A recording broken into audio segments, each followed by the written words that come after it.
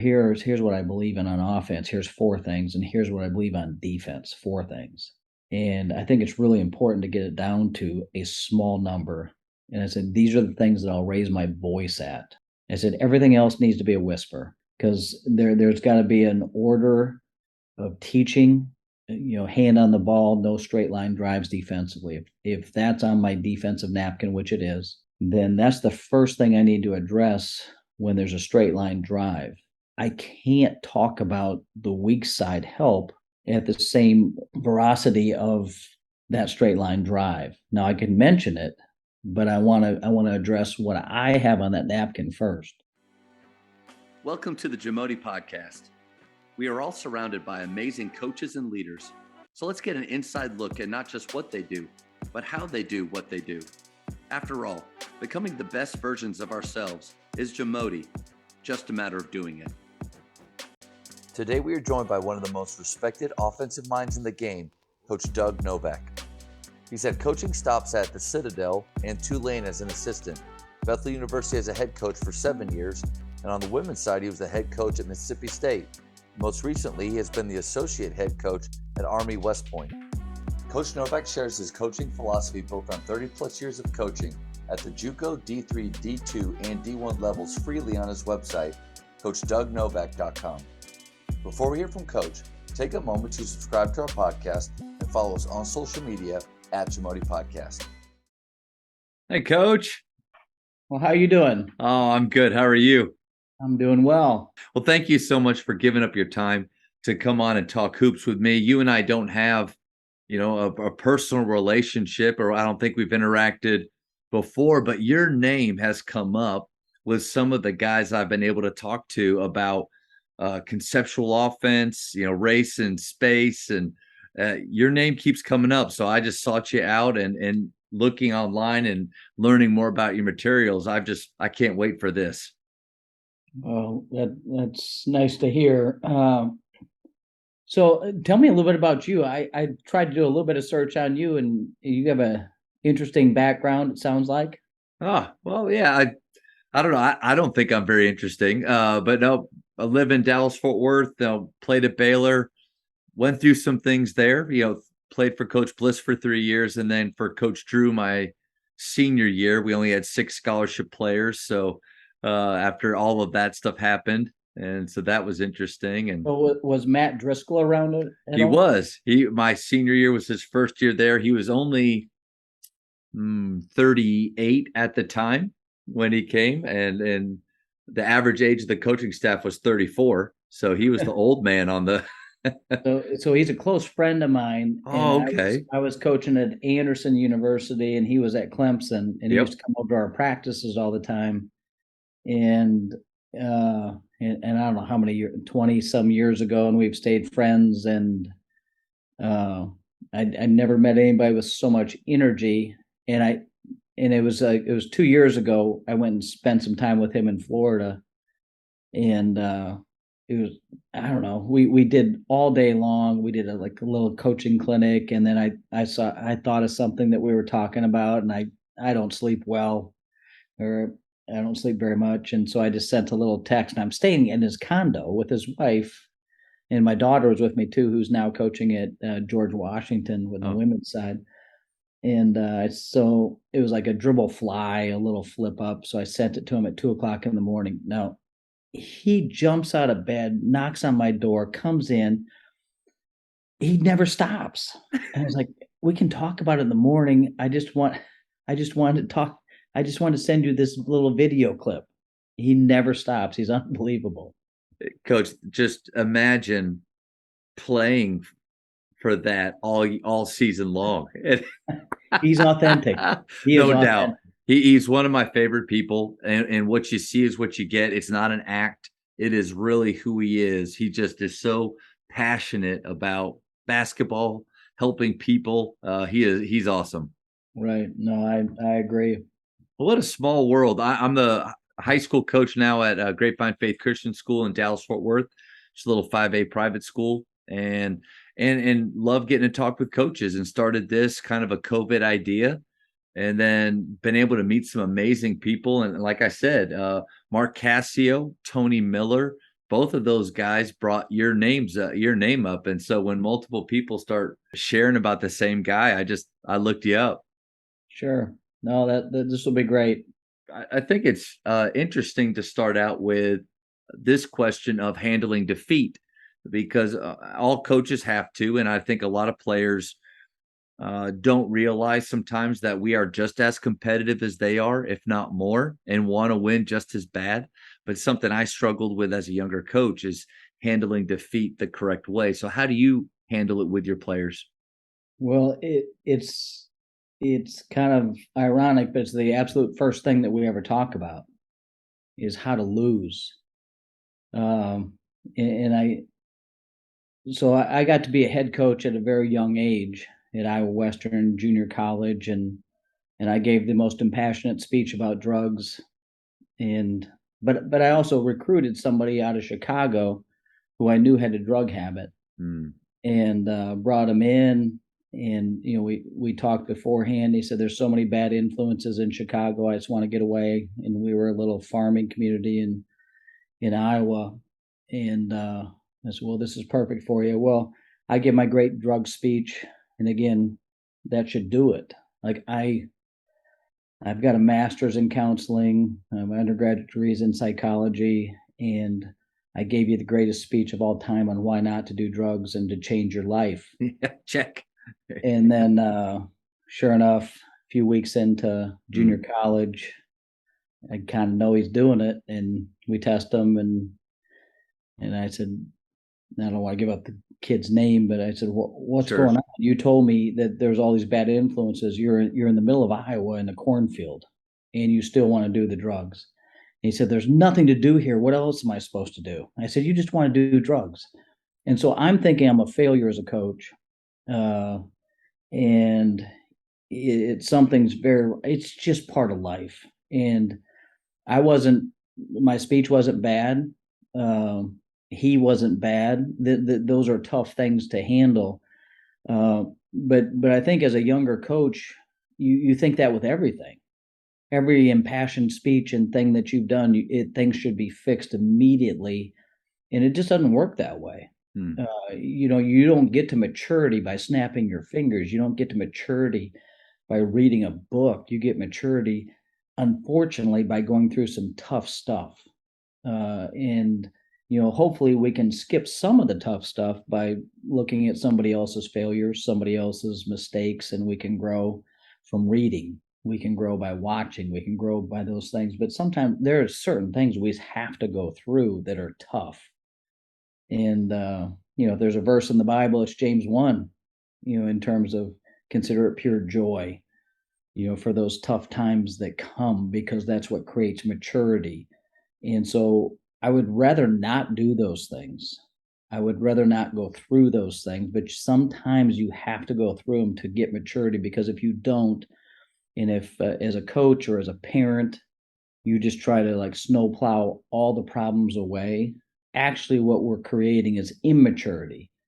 So then you're in a position of, is that what we're trying to do, is create immature people to go out in the world? And I don't think so. But anyway, I know that's kind of a rambling long story. No, it's good. But when you coach at as many different levels that I have, and I feel very fortunate to be able to go junior college, Division 2, Division 3, Division 1, you get a lot of different, and then actually women, for 1 year. But you get a lot of different experiences to pull from, and it's the high the like so the Division 3, Army West Point, these are high achievers. These are people that have a foundation around them that expect high things. So they actually have more anxiety. And so you have to deal with the anxiety. Sometimes at the lower levels of junior college, and they don't quite have the foundation, they may not have the same degree of caring, and there's a different set of problems. But human nature is human nature. And when you're dealing with these things, you're going to lose. You're going to lose a possession, and And so in junior college, they lose a possession, and it's somebody else's fault. A lot of anger issues would come out early, and you'd have to try to deal with that. And in Division III or high achiever things that I've coached before, it's more about they put so much pressure on themselves, and they're beating themselves up. And so dealing with losing really matters. In my background, I have a little bit of a background in tennis. I played at the University of Tennessee, and tennis is a funny sport because you lose a lot of points and you can win a match. Wow. And you have to understand percentages, and you have to let things go pretty quick, I would imagine, too, right? No doubt. And it might have been the greatest training to become a basketball coach, was to coach tennis and play a little bit of tennis to understand what you may have to do to win the bigger game. So that became a big focal point in how to lose. And I'm like you. I have to protect myself from these losses. Like what we're going to do after a loss.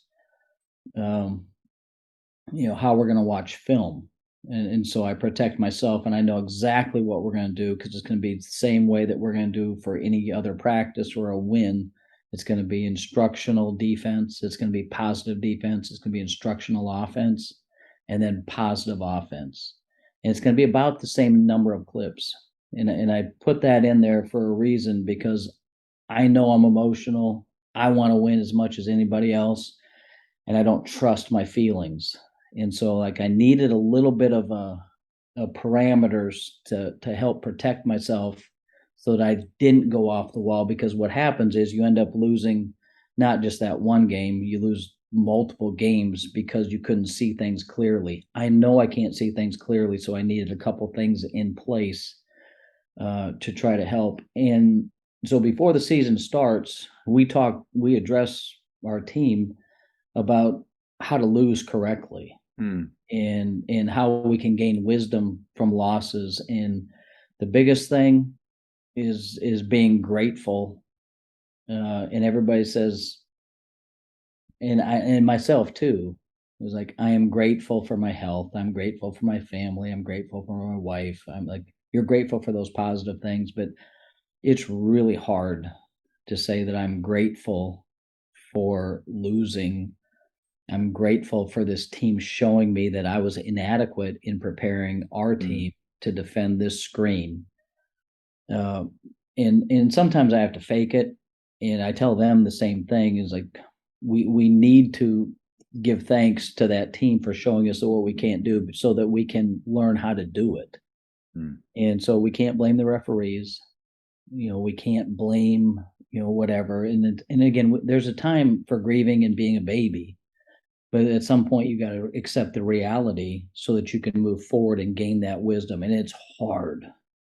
But the faster we can get to it, and the faster that we can understand that losing is a part of maturing, the more growth we can have. And it's not a bad thing. Yeah. And sometimes you can do everything right. You can play the perfect possession, and that ball got swung to the shooter. And I want that shooter to be able to shoot it. And I want him thinking, I took a championship shot and I can live with the consequences. And so that's kind of the art of coaching, I think. Yeah. And it's not easy, but you got to somehow take the weight off of those guys, so that they know that that's how we're going to win, and that's how we're going to lose. And we're going to love you either way, because you did the right thing. Coach, thank you so much for sharing that story at the beginning. I think all coaches feel that pressure to want to protect, to want to say the right thing, to save our players from pain, from future mistakes. But then you're right on the money. When they make those mistakes, we tend to blame ourselves, and like, but I already said that. I fixed that problem. You should. Why are you failing there? But to your point, and I think that's where myself and a lot of coaches, maybe we can just breathe out a little bit. It's not that we don't need to have that speech, because the speech is still necessary. Got to say it, because at some point, we're planting those seeds that hopefully come out later on. But when they do fail and when they do mess up and do the exact thing that we said not to do, don't freak out. It's a part of it. They have to go through that. Yeah, and there's a term that the older I've gotten, and it happened quick too, but be relentlessly patient. And because patience seems soft, and no coach wants to be soft, and you don't want your team to be perceived as soft. But sometimes you just have to have a relentless patience towards that goal of maturity, of growing, of growth, and if you're flying off the handle over everything, if everything is so important, then nothing really is. Yeah, if you're relentlessly unstable, that's going to be hard to hard to play for that person. No doubt. And so it's been so much fun having my daughter go into coaching, even though my wife tried to have her not do it. Is there anything else you might want to do? But it's like I'm starting over again, and I'm helping her, and we're talking every night about her team and about her philosophy and different things. And sometimes you forget the longer you're in it, like why you believe in what you believe. And so to have somebody so young asking you those questions, I mean, it really brings you back to reality and grounds you a little bit. But the one thing that we constantly talk about is like, what do you believe in, offensively, defensively? And to me, it can't be 17 pillars of something. I can't remember. So I just spent a week with her not too long ago in DC, and we're watching film, we're doing all kinds of things, and we had napkins all over the place, and salt and pepper shakers. and I'd said, here's what I believe in on offense, here's 4 things, and here's what I believe on defense, 4 things. And I think it's really important to get it down to a small number. And I said, these are the things that I'll raise my voice at. I said, everything else needs to be a whisper. Yeah. Because there's got to be an order of teaching. So if, hand on the ball, no straight line drives defensively. If that's on my defensive napkin, which it is, then that's the first thing I need to address when there's a straight line drive. I can't talk about the weak side help at the same veracity of that straight line drive. Now I can mention it, but I want to address what I have on that napkin first. And so it again, instead of playing whack-a-mole, know what you believe in. If somebody came into our practices, we'd hope like they'd walk away saying like he really believes in throwing strikes on offense, how they start on offense, the footwork part. And so it takes a long time as a coach to figure out what's really important to you. And it's and you got to go through, you got to get some scars. Yeah. To get beat really bad, and you have to be humiliated, and you'll figure it out. There's communicated knowledge when you're young, and a Dean Smith clinic or book or John Wooden, and as good as they've ever been, that's communicated knowledge. And then there's revealed knowledge to you in your league, who you're coaching, that I'm not going to have my 4-man ever inbound the ball, because Dave Davis, who coached at Pfeiffer and now is at VMI, is one of the all-time great pressing coaches I've ever seen. And he taught me that my power forward shouldn't inbound the ball, because he trapped the guard and threw it back to him. And my power forward, who was a all-conference type player, had 8 turnovers throwing it into the stands. And so his strength was at the other end, being a power forward. It wasn't being a guard 80 feet from the basket. So revealed knowledge by Dave. Yeah. Again, that was a painful loss for me, it's a scar that stuck with me. But at the same time, I said, Dave, thank you for teaching me that I'll never do that again. And so I'll probably never face another press that he had like that. But if I do, I'm ready for it. Yeah, I was going to say, yeah, it goes back to what you said before about gratitude after losing. I think as coaches, we have to not just we don't just want our players to believe that so they can get past it and learn from it, but we have to have our eyes open to it because, like, lesson learned, right there with that guy inbounding it, and you were better because of that competition, which is why we play games, especially early on before our district or our leagues start, is to learn valuable lessons like that. So much to unpack there. I do want to go back to one thing that you said about watching film that I really thought was helpful, which is win or loss, those film sessions shouldn't be different. I just immediately transported myself back to as a player after a loss, walking into film with this dread, this fear of what is going to happen in here today. We got our tail kicked. This could be ugly. It's pressure that it's unnecessary. And I don't know how you feel, but not many players are intentionally trying to lose. So you go into it with a mindset of win or lose. Here are the three things, offensively, defensively. I love that mindset right there. Well, I don't trust my feelings. And I don't want to be Spock from Star Trek. Like I want to be passionate about things, but I just don't trust them. And so and that's why I said I want to protect me. And there's some situations we want to protect our players while they're trying to acquire skills. But I want that film room to be a teaching room. Yeah. And I actually want everybody that would play for us to know how to coach. Whether they choose to coach or not, that's up to them. But I do think one of my jobs is to teach them how to coach. And I always felt like you're going to have to coach in some situation, whether it be your family, and you're going to have to be able to coach your family in some things, whether it's in business and you're going to have to present and you're going to have to be able to coach that team. And that's probably the proudest thing that I've done in coaching is that I felt like everybody that had gone through our program knew how to coach. But during that film session, I'm not huge into like a lot of individual meetings. And there are some topics that need to be like private.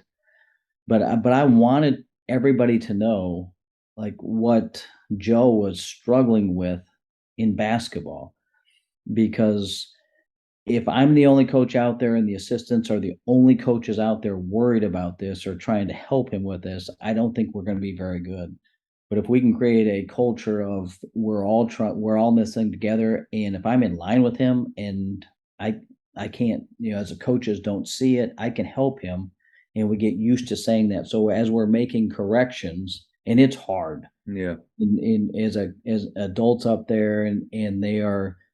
I don't want to say tearing apart your game, but they're saying like this is instructional offense part, and this is not acceptable. Like this is not how we play.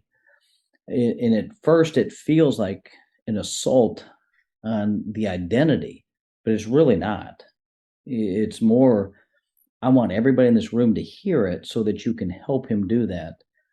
And so, I have a midlife crisis. I take that Mississippi State job as a associate head coach, and 2 weeks in or 3, I don't know what it is, but all of a sudden I'm coaching women in the SEC.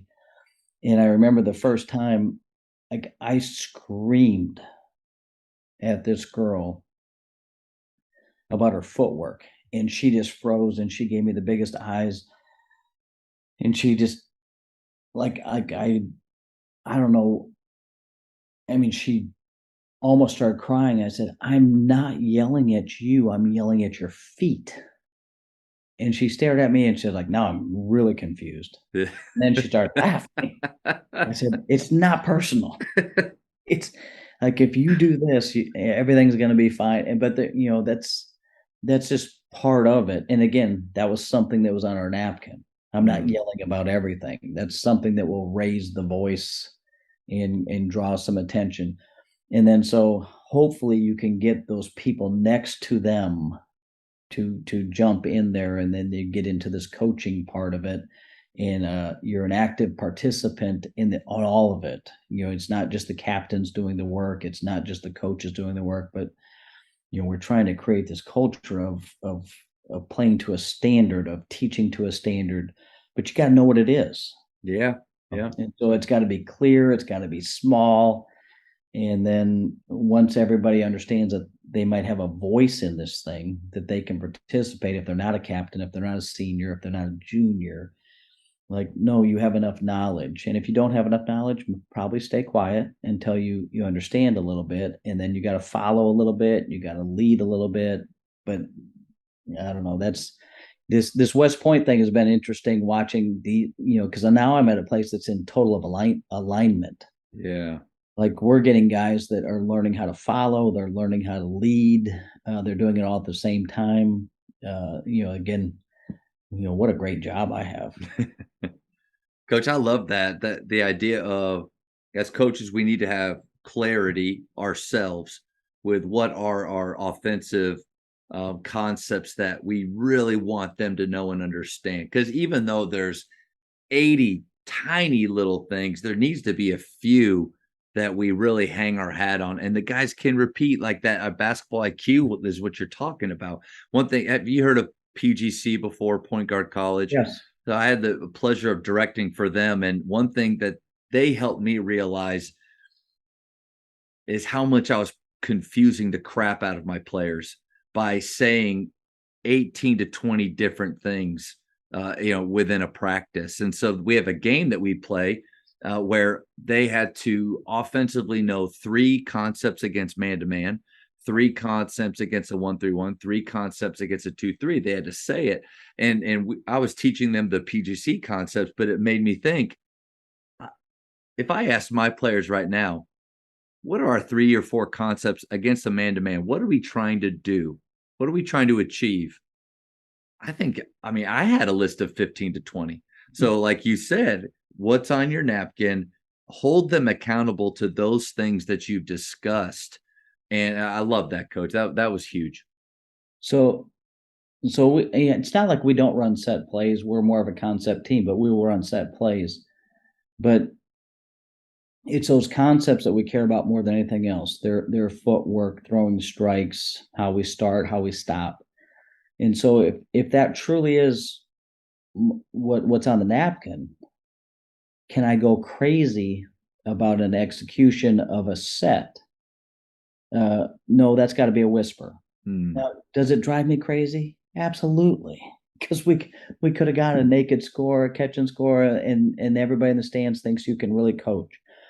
But the most important thing is we're watching film, the big picture, and we're going through this right now. And we just finished practice, so I'm probably a little bit scattered because I'm thinking about what just happened. But the big picture is that you played through it. So that spacing was the only people that would have known that wasn't a perfect possession. Uh, the fans would have never known it. The coaches would have, because we have the clicker and we could go slow motion. You should have done this. You should have done that. 2 feet to your right. Yeah. Yeah. But at the same time, is like if you're stopping them, and again, an error that I made early on, you were stopping for things that weren't they're they're important, but they're not that important. You can still play a possession. You can still fix it. You can still, and we ended up getting a great shot. You played through a mistake, and good grief. Like, isn't that life? Like, play through a few mistakes, play through a few some adversity, play through all these things. I had a really good coaching friend early on, and maybe still a friend of mine, but he made one comment, and I stole so many things from him basketball wise. He was just a genius. He goes, but he said, at the end of the day, we're only coaching disposable skills. And it just, I was like, oh, I hope that's not what I'm doing. I hope that these are not disposable skills. And it was he was great at the X's and O's, and he is, a great guy. But I was like, I don't want to coach disposable skills. These are all they all translate to life. And if there's anything that we're doing out there that really doesn't translate to life, I probably throw it away. So if we're talking about spacing, and there's a top corner option, and we're talking about, to the corner guy, does he need help or does he need space? So we give him a few cues on when he, popping a ball at the elbow and putting it by your ear. That's our communication, and saying, like, I need help. Well, I need some help. But it's like a friend. Like the hardest friend is like, does he need help or does he need space? And so if you're a male, usually they never know if you need help or space. Like, Joe's acting a little bit weird, I'm gonna stay away from him. Like, females actually have a better, I don't want to sound sexist, but they have a better idea. It's like they always want to help. Like, Jane is having some problems here. Let's go help. Let's bring everybody together. So this, do I need help or do I need space? Well, now we have it's not a disposable skill. That's something that we talk about. How I throw you a pass tells you how much I like you. Well, what does that mean? Well, if I throw you a pass that's 3 feet over to the left, I'm treating like a soccer goalie. I probably don't like you that much. But if I throw you a strike, I'm telling you, you're special. And we kind of like do a little fun gig about all this stuff. But I want to make this like kind of fun too. Yeah, you're so right on the money. There are some things that, like, when the ball is attacking in space and you're off of it, we call it, don't be creepy. Don't creep towards the ball. Right. Bring yourself in. So I always say, guys, in life, just remember that. Like, don't be creepy. Right. I think I need to look for more opportunities, like you said, because it is. I mean, these are life skills, and this is learning how to communicate with somebody else. It's going to help you in a job interview one day. It's going to help you in your relationships one day. It's going to help you parenting. So thank you for that reminder, because that's really good. And then what do you do when there's a little bit of conflict and the guy doesn't throw you the ball? Yeah. And so coaching in Minnesota was great. So 8 years in Minnesota with some high achieving kids and great kids. But there's a thing that they call in Minnesota, they call it Minnesota nice. And so, like, they're all so darn nice. They don't say anything. But there's also a passive aggressiveness to it too. So, like, when you don't get the ball in the corner, you're wide open, and you draw a 2 and I attack the 2. Yeah. And you don't say anything, but then you go stand on the sideline and say, like, he never passes me the ball. And then the next guy whispers, yeah, he never passes me either. It's like, that's about the meanest thing you could ever do, is whisper. And so when we're watching film, the guy that I'd get after would be the guy in the corner. I said, what'd you say to him? I didn't say anything. When he took that bad shot, I said, well, I'm more upset with you. And then again, there's an art to communication with that. And again, depending on what level of kid you have, what foundation they have. So I might have a different conversation in junior college because the conversation might be different. With the high academic kid, the conversation is different too. Yeah. But part of it is learning just how to talk, how to get your point across. And there's different levels too, because sometimes it's in game, sometimes it's locker room, sometimes it's dorm room. We got to address all of them. You got to figure it out. And it's not like clear cut. Like, there's an art to it. Yeah. And so, excuse me, but dealing with that before it becomes an issue, and again, those are losses, is important. And again, before it ever happens, like, I want to address those things. And I think that's what we started with, and we kind of went all over the place, and that's okay. But we're going to lose. We're going to lose possessions. We're going to make mistakes. And, from a coaching standpoint, I always tell our teams, I'm going to disappoint you. You are going to disappoint me. We need to learn how to have some grace and just understand, like any friendship, any relationship, there's going to be disappointment. How are we going to deal with it? It's never if it's going to happen. I'm telling you, it's going to happen in this season. No championship team, nobody that's ever done anything successful has ever gone from A to Z just like this. It's always like this. And so don't freak out when it doesn't go just as planned. We want to plan for the unexpected. And again, I do think that's part of the reason that we don't have these severe roller coaster rides. Something's no, I can't say that at 25 because we had more roller coasters, and the roller coaster was me. Like I was leading that whole thing because I thought I was failing at different areas, and I really wasn't failing. It was just part of life. I didn't have enough wisdom. I didn't have enough experience behind me to understand it's okay. I hate it that he did the drugs. I hate that happened. It tears me apart, but it's not really my fault, and it's not my spectacular speech that I gave. It's part of life, and you got to deal with it. And there's some tough stuff that you have to deal with. The Jamodi podcast is powered by Sideline Interactive. Sideline Interactive is the leading manufacturer for high-quality, innovative scoring tables and LED video display boards that help coaches and schools bring more excitement to fans, create huge fundraising opportunities, and make their jobs easier.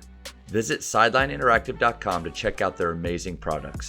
I think we deal with confidence a lot at the junior high level.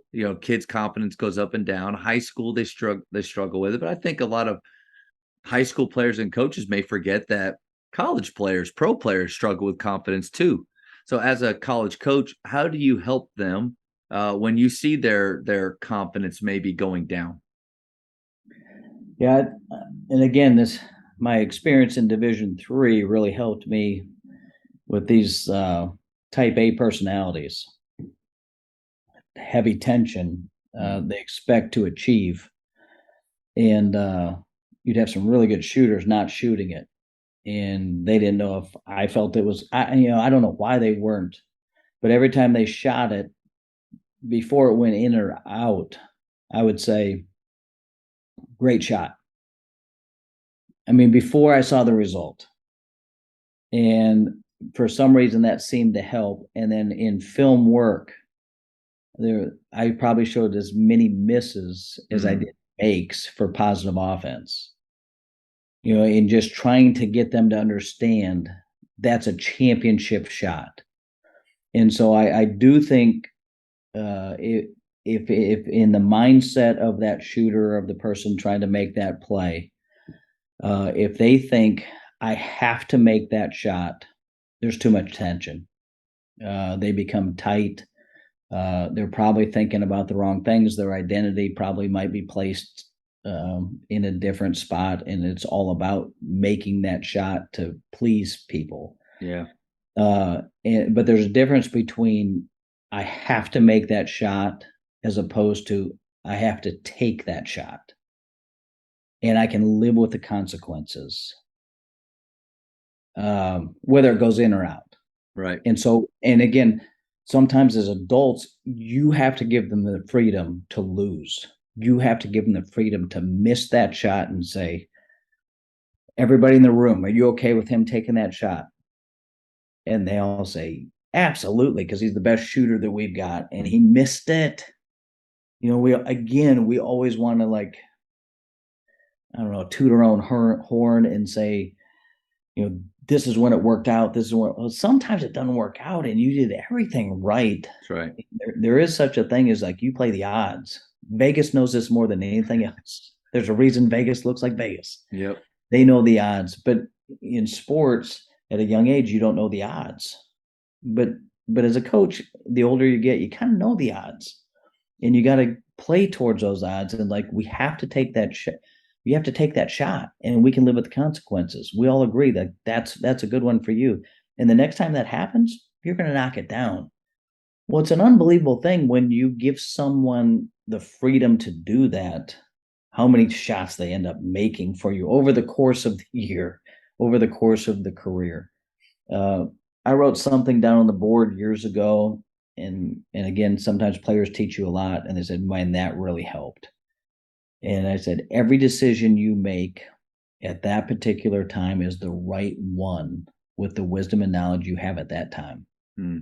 Now, you may gain some more wisdom after that pass or that shot or whatever, but as I like, don't look over at me. That's like, I gave you as much as I could. You know as much as you can. So every decision you make is the right one with the knowledge that you have at that particular time. And for some reason, with high achievers, that freed them up. And they said, and I've had multiple guys say that. And I was like, well, I'm going to use that after you've taught them. Like, you don't want to use that one too early, because if they don't know, they don't know. But I don't know. I mean, it's never one thing. Yeah. Program. It's never one speech. It's the consistency of focus and effort. It's the perseverance, relentless patience, developing somebody.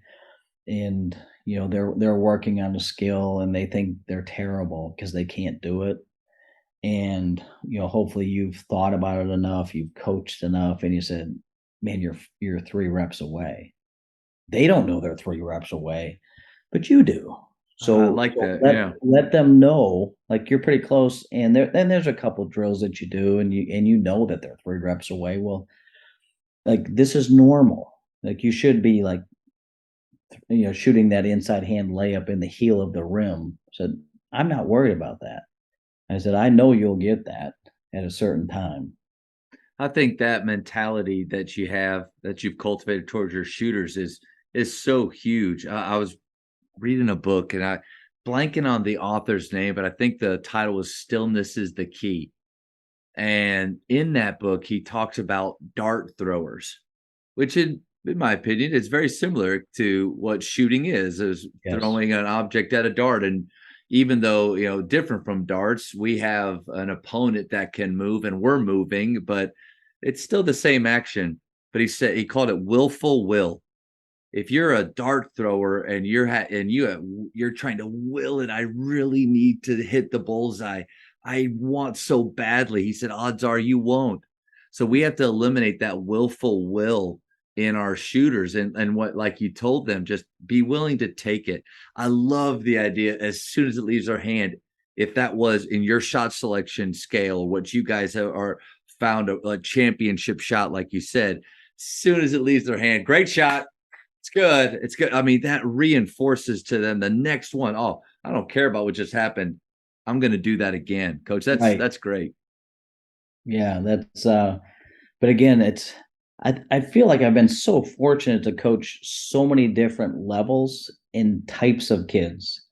And so we all probably want to coach a certain type of kid, but I've had like so many varieties, and we got to coach them all. Yeah, but coach, where did that come from though? Like, have you always had that mentality to teach shooters that way? Because I think along the same lines as you. I don't know if I always did. And I definitely, when I'm on the sideline, I don't know if you've heard this before, when you hear the other coach screaming about you're taking bad shots, stop taking dumb shots, only good shots now. Like, when they're saying those things, I'm thinking, I don't know if everybody really knows what that means. Where'd that come from for you? I mean, that's a good question, but I think we always start with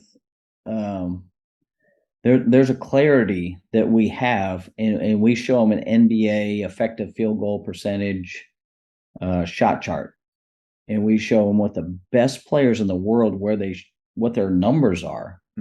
So right elbow, left elbow, and probably everybody that's ever played for us can repeat those numbers. Like, it's 39.2 at the left elbow, and it's 39 over here at this right. That's Kyrie Irving. It feels like he makes 90%. No, these are his numbers. And then we go a little bit deeper, as like when you get around the rim, we create a document, and that there's almost like pizza slices in front of the rim, and then your hand to the glass on each one of the sides. And there's a little area in between them, and we do the documents like white slices. It's like the ball just doesn't go in. Like it's really hard. And so we give them a clear destination and we call them destination drives. And like these are the spots you want to get to make these shots.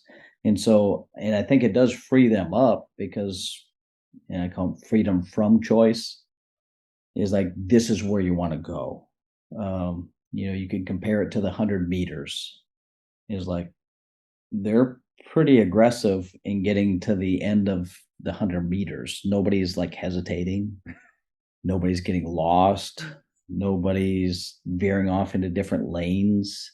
Like they know where they want to go. So, however you play, if you can give them a clear destination of where they want to get to, that helps. And then there's the next segment of it is like, I can't get there. Like my skills don't allow me to get to the spots that we know are the best available spots ever. And that's where we came up with the term protection plans. So that when you can't get there, you're trying, we're acquiring the skills, and we always start with the end. So we're finishing in those spots where, special footwork that we would do a stride stop in those areas. Before you can ever have the ability to actually get to those spots, we've already taught you. And then eventually your skills may lead you to get to those spots, but it doesn't mean you're worthless, that you can't get to those spots that we've defined and we've been very clear on how to get there. So we protect you with, if you're driving and I can't, like, it's a big deal to be able to get your foot in that charge circle if you're finishing. So the good players do that. The bad players have no idea. So even if they have your protection plans of stride stopping and getting there, well, they're outside that charge circle and they're stopping in a really bad area, and it's really hard to make any passes behind the defense. So one thing that's really helped those players before they can actually get into that circle to try to score it would say, if you can't get there, keep your dribble alive. So don't pick it up. And it might be, and then we're going to try to teach everybody how to post up. But you know what? I'm in high school and I'm 5'4", and the guy that's guarding me is 6 foot. It's a bad matchup. It's okay. So now you're down there around the basket, and can you go underneath the basket? Can you keep your dribble alive and go underneath? Most times there's more room under there than you think. Yeah. They don't know that. So what do you call that? Like we've called it a Nash before, but yeah, I'm noticing that some of the names that the kids are forgetting who Steve Nash is now. I know, and so I've always used Nash. Barkley is another one, right? Post up. I'm thinking of calling it Brunson because being in Dallas Fort Worth, Brunson he was great at that. Good. Yeah, and then some people would call it a hockey because you can go underneath the hockey net and do that. But then sometimes there's not room under there, so you dribble out the ball side, which is actually a really good play because you flattened the defense. So I've dribbled with my right hand, I've got below the block, I couldn't get into the charge circle, and I just go out ball side. And that wing has lifted a little bit to give me room. But again, anytime you can flatten a defense, treat it like an accordion, and then bring it back out, people do crazy things with their closeouts. And you help that player, instead of just throwing up a bad shot or turning it over, you've protected him while he's trying to get to the spots where we said, this is gold, but you're not good enough to get to gold. Doesn't mean that you're not a good enough player to help us win. You can just make this possession last a little bit longer, and we might be able to get to a better player and flatten a defense and then bring them back out. And then all of a sudden we've got something new to attack. So that's what we would say. We're protecting you while you acquire your skills. Now, how it all developed, I don't know. Like I know exactly when I knew I was doing it wrong. And I was at Iowa Western, junior college coach, 25, 26 years old. And I had 2 separate, distinct parts of practice. And one, I'm working like all the Pete Newell stuff because I had the Pete Newell video from Hawaii, and they had the Hawaiian shorts on, and Kiki Vanderway's in there. And it was awesome. So Pete Newell's teaching this footwork from the post, and they could take it out at the perimeter. It was all the same stuff. If your guy plays you this way, you drive that way. If he plays you this way, great. But I had 5-man motion going on at the same time. And so I had a staggered screen going on when we went to team offense. And so this kid that I worked with on all these moves, and he was great at them. All of a sudden, guys playing him this way on the wing, and I got a staggered screen going on up top where all it's crowded, and he drives it in there, just like I taught him about half an hour earlier. And I start to yell at him, "What are you doing? It's crowded over there." And he didn't say a word because he was a great kid. And then as I'm saying it, I was like, I don't know how to fix this. But I know there's a disconnect. And it was kind of a pursuit of like, how do I get this so that the individual stuff fits with the team stuff? Man, I love that. And, it's not easy. You got to think about how you want to play, who you have, and all that stuff. But I didn't like what I was doing. Not the teaching wise. The teaching was great. The 5-man motion was great. And the individual was great. It just didn't connect. And I hated yelling at that kid. But when you're 25, you're just yelling. Like, you don't know why. You just want to protect your ego as a coach, because I was right on one part. And I didn't want anybody to think that I wasn't right on the other part. So I was just trying to like say, guys, I can coach. Yeah. But I really put them both in a tough bind. I think it's a great nugget, Coach, right there of for all of us to take time to look at the individual skill work portion of your practice and make sure the things that how many times have I had my guys working on things that actually don't do that within our scheme? It looks great. I watched a video on it. This NBA skills trainer does it, but it's not necessarily leading my guys to success, winning championship shots. And then that's a great nugget. And I do think there's some value to doing some film work with your team afterwards. It's not really with your team, it's more for you. And just make a highlight tape basically and stuff that looks good to you. And I remember doing it the first time. We did a lot of 5-man motion, like pure motion. Bob Huggins type stuff from the early days.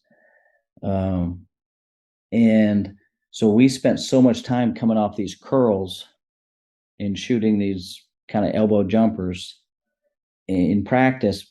And so I'm trying to find those a little bit in the highlights. And I think we had 2.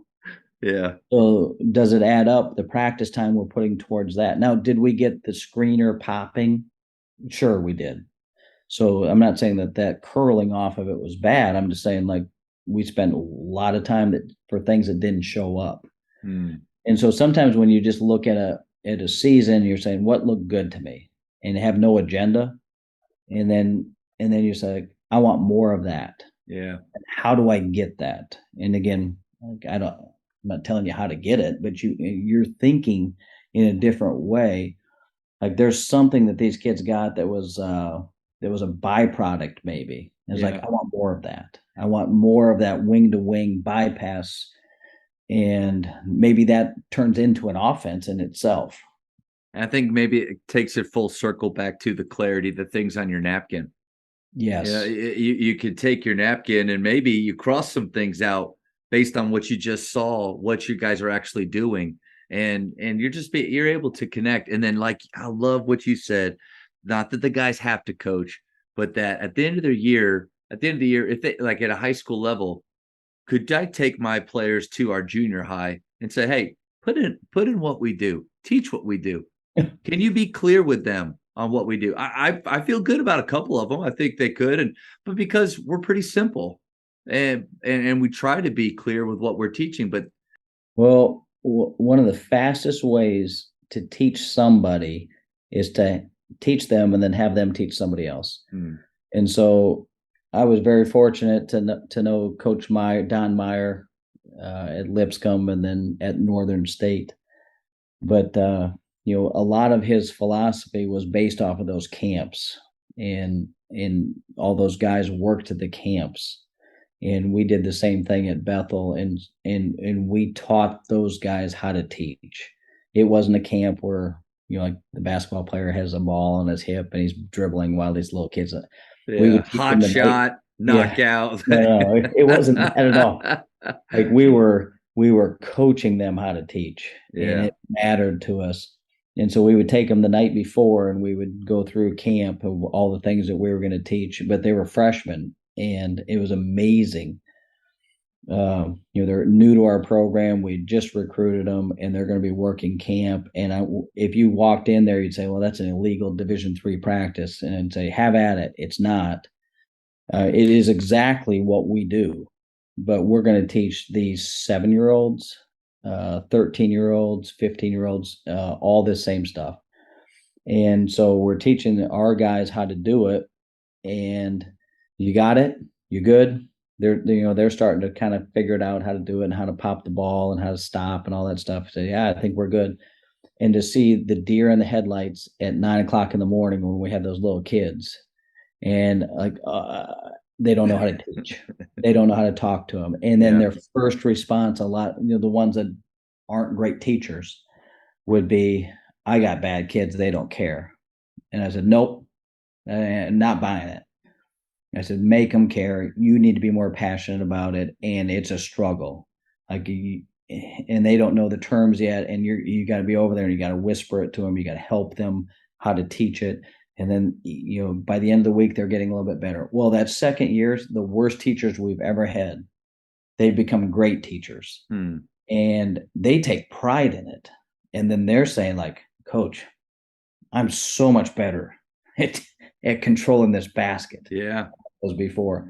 And so that was a big part. And when I was in Division III, I would tell my Division I friends, "Guys, I don't know if it can be done, but if you ever go back to Division III, if I ever go back to Division I, this is a model that really helps teaching. It really helps people understanding the game and helps them grow better." And again, I think this is I know this is true. When you give your gifts away for free, you end up benefiting in ways that you'll never understand. And so when they give their gifts away, their knowledge, their teaching to those kids, they have no idea how much they're getting back in return. And you're teaching them how to talk to other people. So now it's not the first time they've ever tried to teach a teammate. So I think there's so much value there. Unfortunately, the camp business is not very good. And I'm not like bashing AAU or anything. There are certain states where it is, and Minnesota, it's still great. Like they'll come to camps and they'll learn. In certain states, I think it is, but the value it is for like teaching your guys how to teach, which eventually it's teaching them really how to talk to other teammates. And I was also thinking maybe have a little more appreciation too for what we do.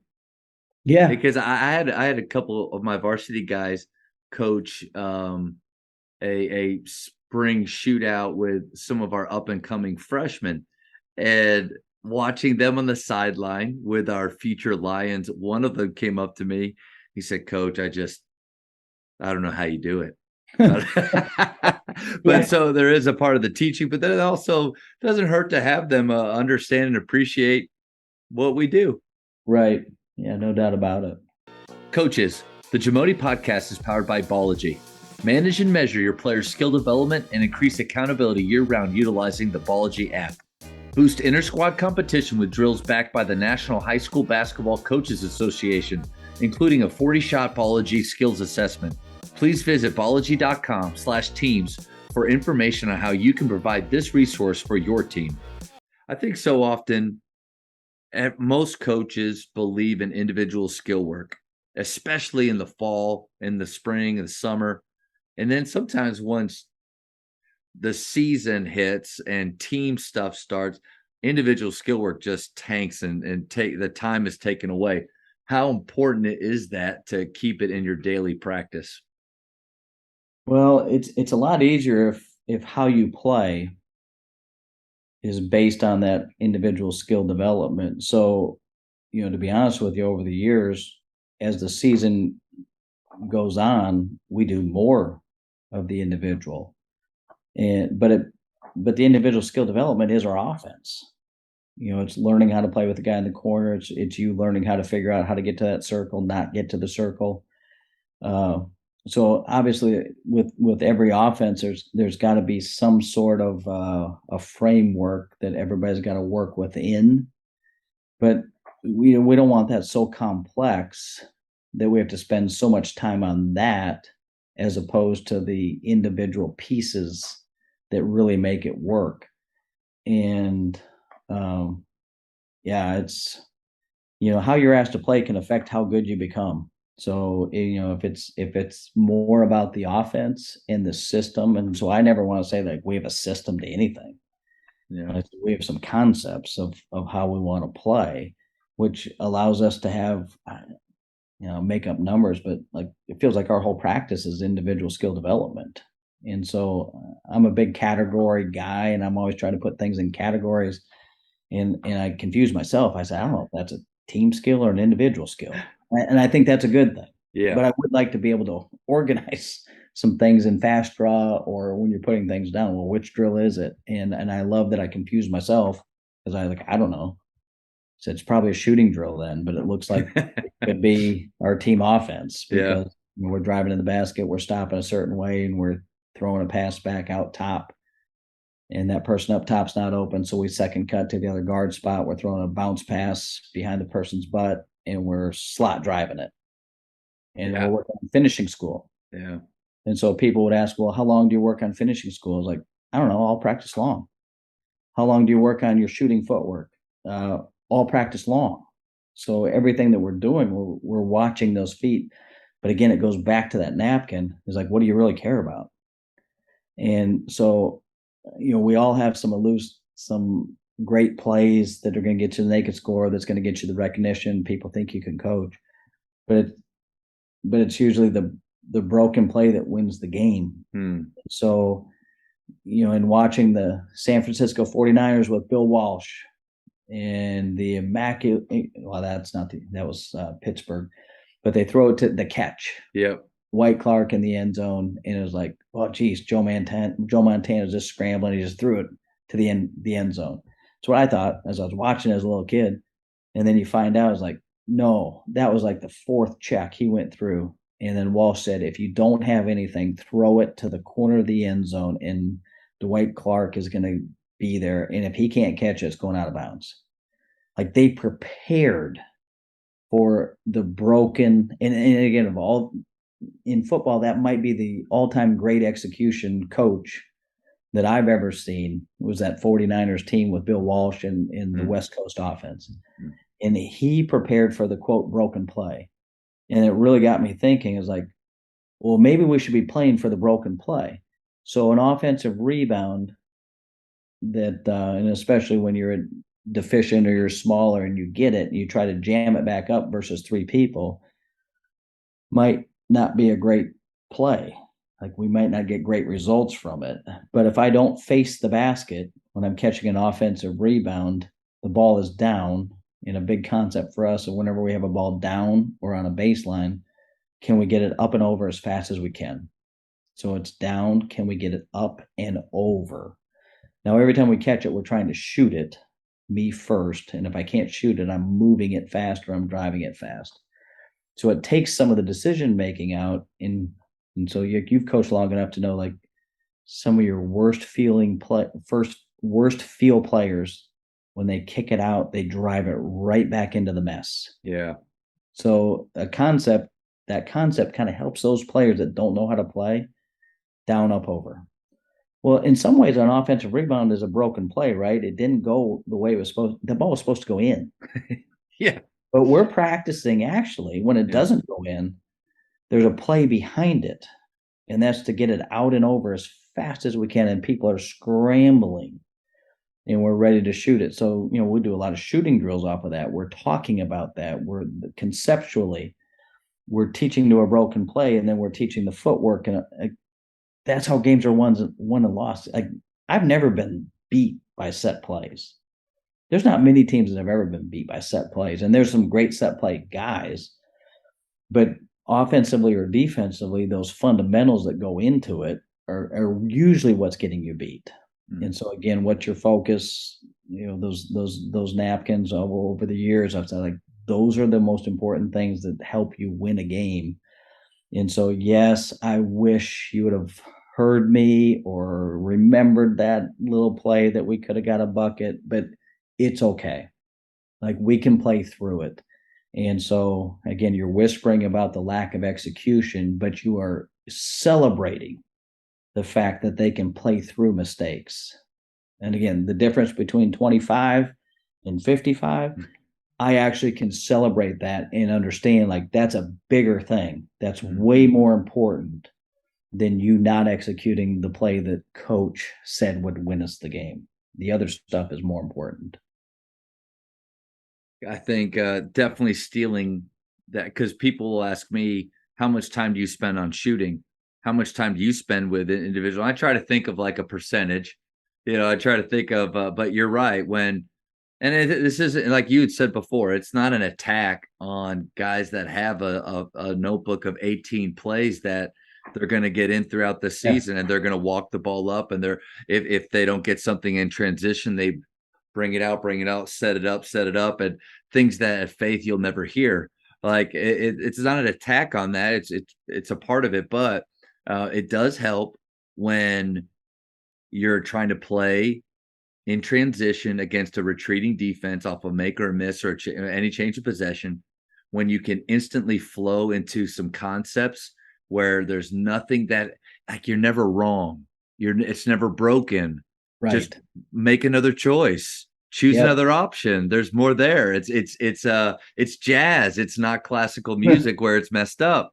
And when you're thinking that way, my answer forever now is going to be the entire practice. How much does individual skill work? The whole thing. Because you're right, Coach. When we play 4-on-4 or 3-on-3 or 2-on-2, even putting in layers of some of our movements and actions, it's individual skill work.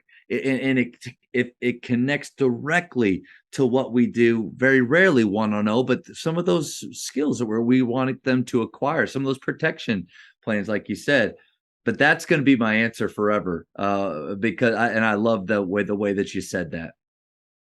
Yeah, but again, it's one of those things that you've had to have a few scars. You've had to be on the other side. And so, like, I'm saying this and I believe this and I violate it sometimes, but I've had enough scars over time to say, like, I do think this is the best way to play.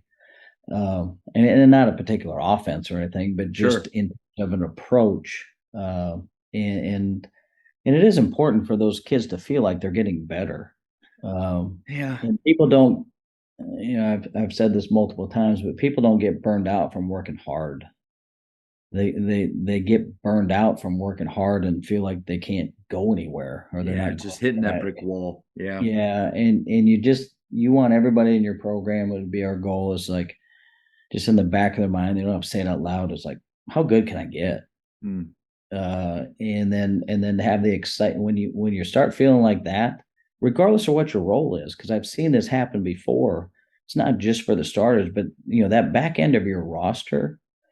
There's always a certain time where that kid, again, we all have egos, and he's got to survive. So you know what? I didn't get into the playing rotation, so I'm going to be the mascot. And it's like, and I always have the conversation with him. It's like, we already have a mascot. I don't need you doing that. It's like, I need you to keep growing and stop writing the end of the story. I said, you don't know. If you truly believe in development, but you don't know the end of the story. I said, I want you to get lost in your development. And and sometimes it's the conversation when those kids come to your office, and we all have it, and say, I want to play more. And so, well, how do you answer that? And it's never easy. It's never fun telling somebody you're not going to play. And so you're looking at the stats and you're trying to prove them, like, you're not a good player. And so you can do that, but it's like, really, you want to do that to your team? You want to do that to your kid? And so, instead you want to try to change the narrative. It's like, you're not going to play. I chose that you're not going to play. Now, what else do you want?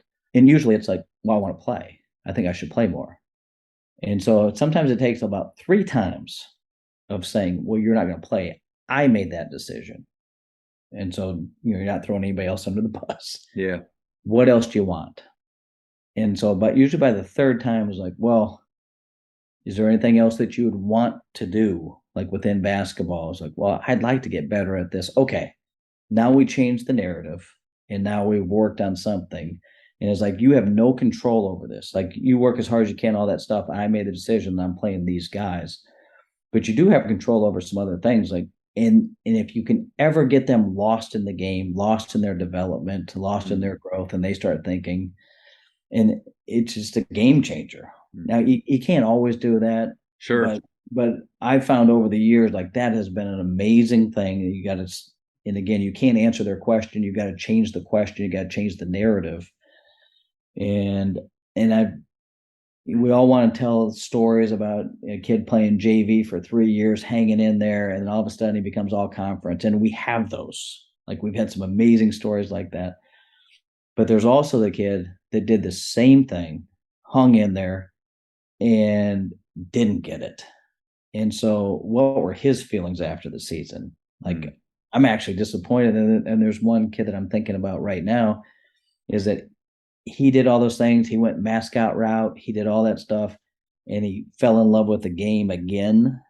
And he got so good at the end. And we're on a roll, and we're playing some great basketball. And he's killing it in practice. I was like, talking to our staff, like, hey, if there's a chance, we might need to play him. Not because I feel sorry for him, not because I want to do this. Like, I do want to do this, but he's good. And we're in the semis, and there was almost a chance, and I'm looking down there. It's like, I'm telling you, we're going to do that. We're going to use him. Yep. And so it didn't work out. Get to the finals, whatever. And it's like, he's ready to go. He hadn't played in 18 games, and I'm ready to put him in a championship game. And I didn't do it. And the season ends. And it was like unbelievable. And so he was at the basketball banquet type stuff, and he starts talking about it. I'm kind of feeling bad, like, dang it, if there was one more game, like, you were so close. He spoke about how amazing it was, how good he had gotten. He didn't even speak about he didn't get in. I'm thinking I let him down because I couldn't get him in. I was trying like crazy. One, I appreciate his work ethic. Two, he was good enough and maybe better. The time ran out. Yeah. But he was fulfilled because he got lost in the game and how good he was getting. So he taught me a lesson. It's like, it doesn't always work that way. But if you can ever get that situation where they get lost in the game and lost in their development, the other stuff just takes care of itself. And they usually they get to be the end of the great story. Yeah. But sometimes not. And it's still okay. It's still good. Yeah, that's good. Kim Mulkey, we're having a similar conversation, and she was talking about instead of what you can't promise players, you like, we can't promise them playing time, and anybody does that, man, that's dangerous. So you can't promise that, but like, think of it more like you said, reframe it. What can you promise? She said that she could promise that they would graduate. I like to think that if we truly believe in skill development, developing players and all of them to do certain skills, work on their shot, that's a great thing that I can promise them and their family.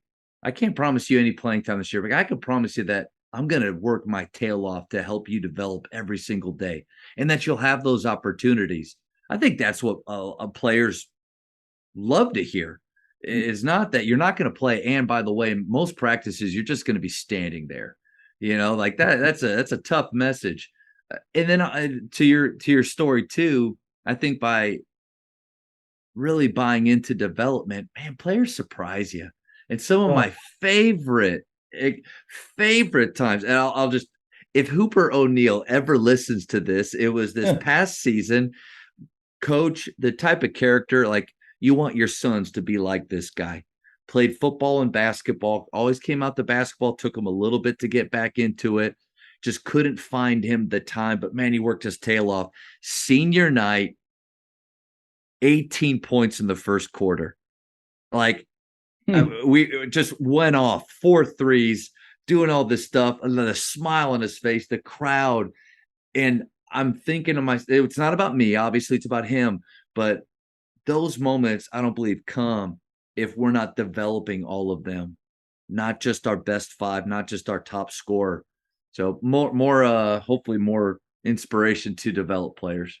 Oh, no doubt. And so obviously your top rotational players are going to get more attention and again, coaching at a lot of different levels, Division III, sometimes a little bit bigger. And it was really important. So if I didn't watch them as closely in practice, I was always going to watch them in film to be able to see something.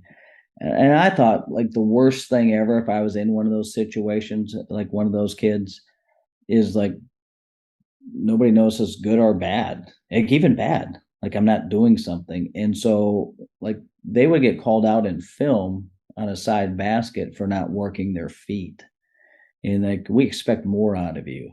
And so it doesn't matter if you're playing or not playing. There's a certain standard that we want to play. And so you could come on, you could come at them pretty hard, just the way you would a starter or somebody that's getting rotation. And I thought it gave them a little bit like, hey, I am a part of this, and what I'm doing does matter. Man, that's good. And as a byproduct, here's what I think maybe sometimes coaches don't understand. Those guys not playing are sitting on the bench, and they might be best friends with the guys that are playing. So if you don't treat them with the same amount of respect or the same amount of energy of teaching, and again, I just told you a different way. It's like I couldn't see everything. And my focus was more on that rotational group during practice. But at nighttime, I knew I had more time that I could watch them play. So they needed to know that I cared about their feet as much as I cared about somebody else's. But they're sitting next to your star player at lunch and on the bench and on the bus ride.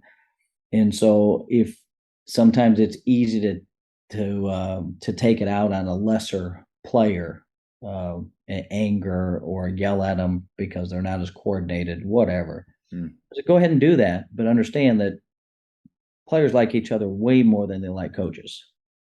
And so like treat them all with respect, because they're buddies, and some of the alpha males on your team will stand up for those guys that aren't as good, and they should. And those guys, if you're teaching them how to teach, the guy that's not getting the minutes can see things that the alpha male can't, and he might be able to talk to him in a way that we can't. That's right. And so you're trying to cultivate a group of people that are all pulling for each other, and how you conduct yourself in practice and how you teach development and what you believe in. I mean, it does have a residue and transcends into some different things. Coaches, the Jamodi podcast is powered by Shoot 360. The future of basketball has arrived in Dallas-Fort Worth. Shoot 360 combines the latest sports technology with the fundamentals of basketball skill development. The result is a one-of-a-kind video game-like basketball program designed to improve your shooting, dribbling, and passing.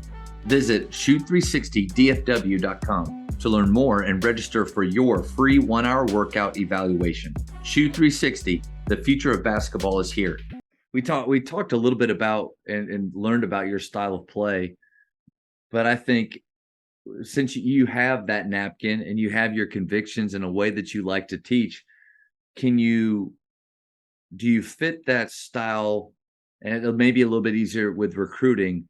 Do you change your style depending on your players, or you're just going to fit those players into that style of play? Well, and again, whether it's right or wrong, but I've always used this example. When North Carolina really had it rolling, they had 2 of everything. They were like Noah's Ark.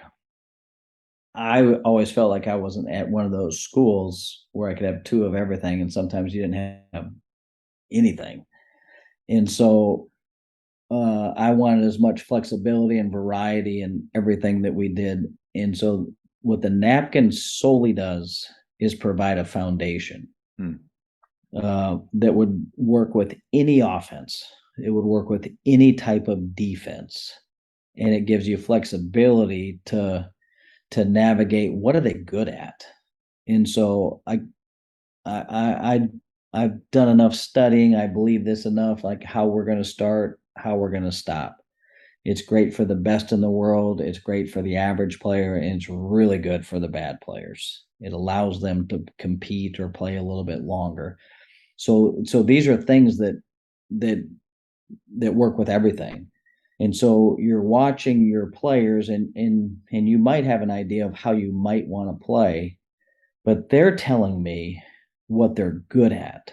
And so each team looks a little bit different, and we might have some variety or some different things that we do with one team over another team. And, things that have worked for the last 3 years just don't click quite as well with this team. It's not their fault. That other team had a little gift to them, or like a certain player that could do something. So it doesn't mean that this other guy's bad. It just means that he's not good at that. Yeah. So he might be good at something else. And again, that's, when you have a core belief of a foundation allows them to run. And if you don't have that core foundation, you're in quicksand and you're playing whack-a-mole, saying like, well, this worked in the past. I mean, that's not what we're trying to do. It's more like, what do we have and what can they do? But it's not crazy, and it's not in this, again, there's a canvas. There's a certain type that you can fit it into this.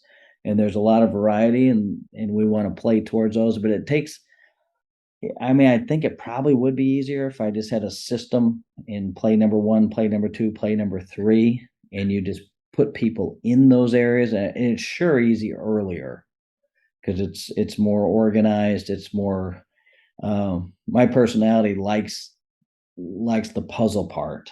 Yeah. Like I really like I say that, and trust me, there are nights I go home is like, this puzzle, the pieces don't fit. And I'd rather have it simple, like we all would. But deep down, I mean, it's the what did I hear just recently? The pursuit of happiness versus the pursuit is happiness. And I'm like, oh, that's gold. It really is. The stuff that's bringing me joy at this stage of my life, the pursuit of putting that puzzle together is what brings me the greatest joy. And it creates unbelievable headaches and stress. I don't want to say stress, but heartache, pain, all that stuff. But just trying to put that together, figuring it out over the course of the year. And then, that caveat of having players grow because of the individual skill development. And so everybody has a tendency to say, we all believe in skill development. All right, great. But I don't think it just stays with that. It can't just be skill development. How you play, you got to have space to use that skill development. So now that's 2 factors. So skill development, and then create space in order to utilize those skills. And then there's a third component, is that you got to have a flexible style when those players grow into different things. So you're not requiring me to call play number 3 for you to use that new skill because you can post up on the left block.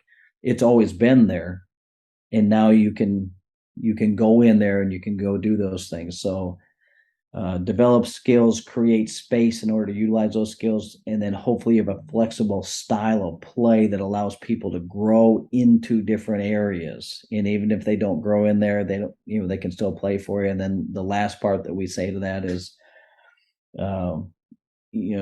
together we attack. This came up in camp because people weren't working their feet. And he said, you got to take care of your feet first. Like it's about you first before you shoot it or pass it or drive it. Like if you don't work your feet, that defender's not closing out on you. If you just pass it right away, it's just windshield wiper defense, and they don't have. We need to use floor to space or floor to ceiling space, so they're vertical when they're coming at you, and I can lift them and I can drive by them, or I can throw here. And so was like me first for us. And then like, I'm at a Christian college. I'm coaching a team sport and I'm saying me first. I said, well, I kind of like that. And so we'd put it on our t-shirts and it was kind of awkward. We'd give it our guys and Yeah. me first. And we put little tiny letters that said for us. And then we'd teach them and educate them as they walked across a Christian college. Yeah. What that really meant. And so, the first way we would describe it would be if you're on an airplane, the flight attendant would say, take care of yourself first before you take care of this. And then we go a little bit deeper in there in terms of, hey, we all understand this me first thing at 2. Mine, me. And then the reason we have this for us is so small because it's hard to get to, but it's where all the joy is. So when you take care of your feet, when you take care of that stuff right in here, when I narrow my vision to the rim and I look at very little, but I can see a lot, it's for us. And so when you drive in there and you draw for us, that decision's already made. If it's me first, me second, me third, that's selfish. We want to stay away from that. But we're doing this so that we can give our gifts away and we can give them away for free. And I can make you all conference by throwing that pass so you can knock down the shot. And if you miss it, it's still a championship play. So I hate cliches. It drives me nuts. And so that me first thing kind of stuck. And then you got to be careful that it doesn't become a cliche in a Twitter thing. So, but that's always been a kind of a unique thing in helping them develop and making them think about things a different way. And we want thinkers. I love people that are asking questions. Hey coach, what about this? Well, you're thinking about it. Yeah. Maybe we'll do it later. Maybe not. Coach, I don't have anything to add to that. I was really, I kind of forgot for a second that I was on a Zoom I was just listening to you because it's so good. And so many things that, especially if you happen to play in a similar or think a similar way, like that really fits into what we do. So yeah, thank you for sharing that. Coach, the speed round, last thing, quick questions. We'll get to know you even better. All right. Ready? Favorite ice cream flavor? Vanilla. How many hours of sleep do you need and do you get? Oh, it varies, but not very many. Early riser? Depends on the year, but time of year, yes. Yeah. Favorite basketball movie of all time? Oh, One-on-One with Robbie Benson. What's that one? How old are you? 40. Yeah, you might have been behind the times there, but One-on-One with Robbie Benson. The soundtrack with Seals and Croft, fantastic. Okay, Coach, I'll check it out for sure. It's a little bit of Pete Maravich mixed with Bob Knight. Fantastic. Okay, awesome. For high school, shot clock or no shot clock? Oh, shot clock. Texting or talking? Talking. Favorite holiday? Christmas. In basketball, who's the GOAT?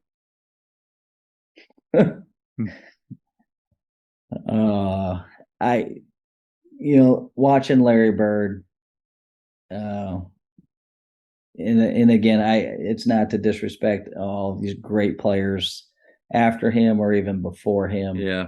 But what he and Magic did for the game during a time where I'm growing up and watching this thing and trying to figure out how it works, it was just beautiful. I mean, both of them could go for 40. The rebounding, the assists. I mean, it was the passing.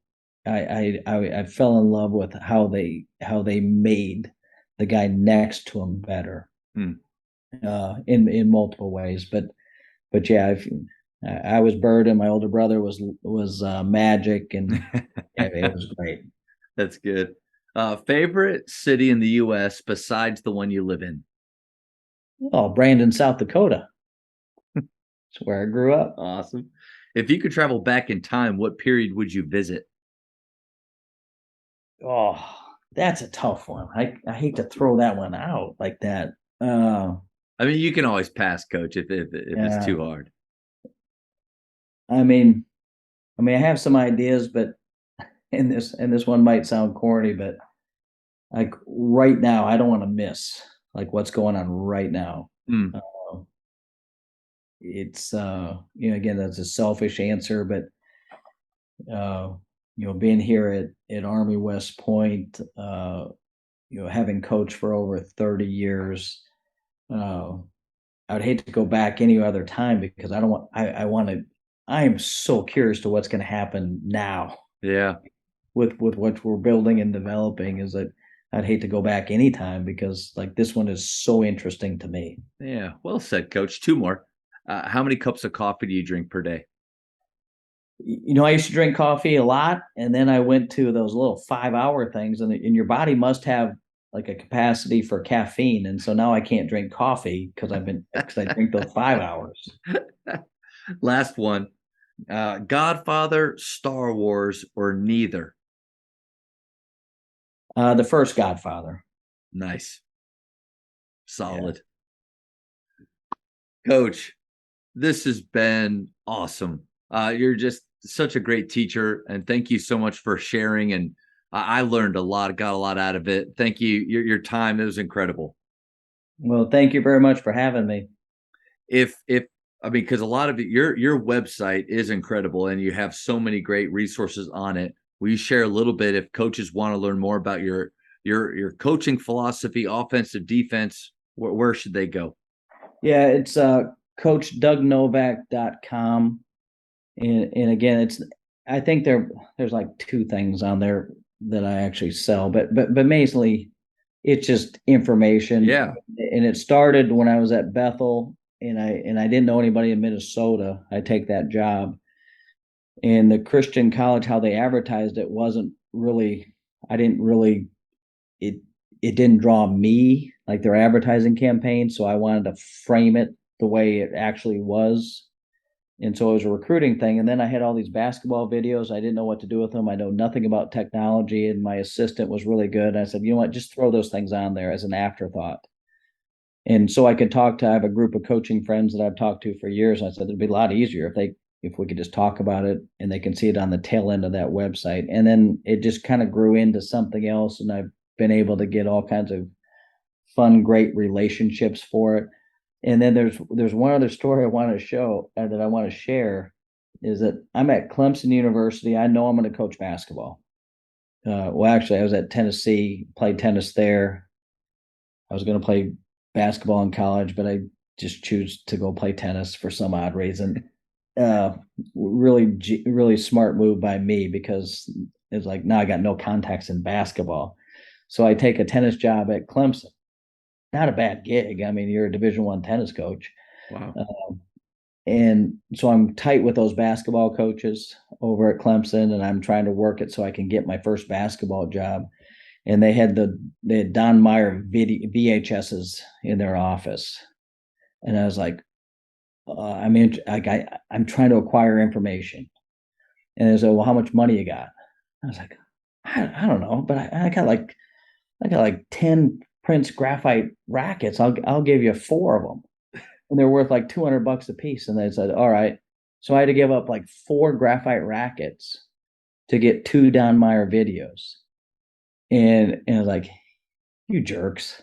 Yeah. But those were gold to me. Yeah.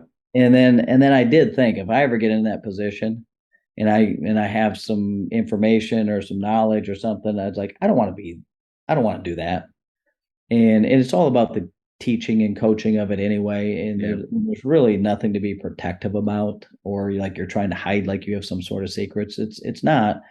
I've learned some things along the way, and if I can give them away and help someone else, it makes me feel better. And again, just having conversations like you and I having this conversation, it helps me out too.